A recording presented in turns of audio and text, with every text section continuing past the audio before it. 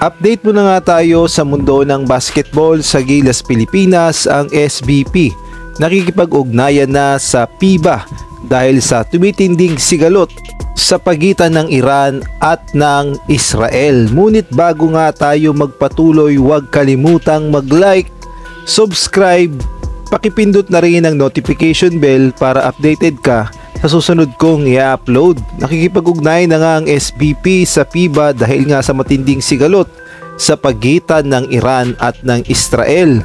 Dahil alam naman natin na Middle East country yan at apektado talaga ang pag-host ng Kingdom of Saudi Arabia sa FIBA Asia Cup at lalong-lalo na nalalapit na ang event dahil sa August na nga ito.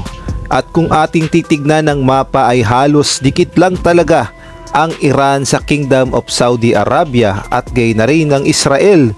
Kaya naman naiipit talaga sila sa sigalot ng dalawang bansa.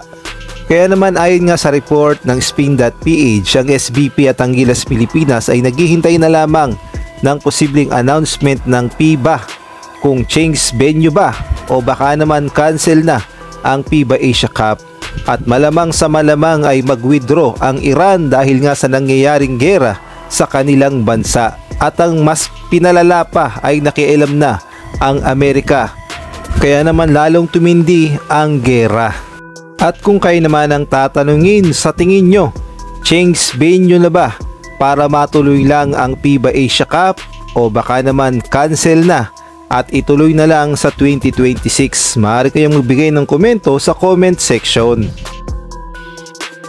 Samantalang sa ibang balita naman, in case na matutuloy ang FIBA Asia Cup ay nakahanda na ang Gilas Pilipinas at ayon nga sa latest report at ayon na rin mismo kay Coach Tim Cone ay magkakaroon na ng practice ang Gilas Pilipinas every Monday. Paghahanda nga yan sa FIBA Asia Cup, so lumalabas na mas mahaba-haba na ang preparasyon ng Gilas Pilipinas sa FIBA Asia Cup.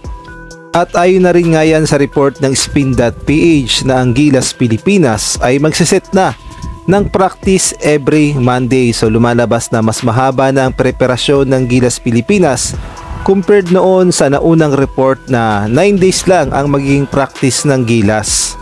Bukod kasi sa FIBA Asia Cup, ang target din talaga ng Gilas Pilipinas ay ma-qualify sa FIBA World Cup at kung kakayanin ay makapasok pa ang Gilas Pilipinas sa LA Olympics na gaganapin sa 2028. Samantalang si Justin Brownlee naman ay expected na raw na darating na sa Pilipinas sa June 30 upang makipag-practice sa Gilas Pilipinas at upang magpakondisyon at paghandaan ang FIBA Asia Cup. At kung kayo naman ang tatanungin, sa tingin nyo sa mas mahabang practice ng Gilas Pilipinas, may tsansa kaya na matalo ng Gilas ang New Zealand, Chinese Taipei at gayon na rin ng Iraq?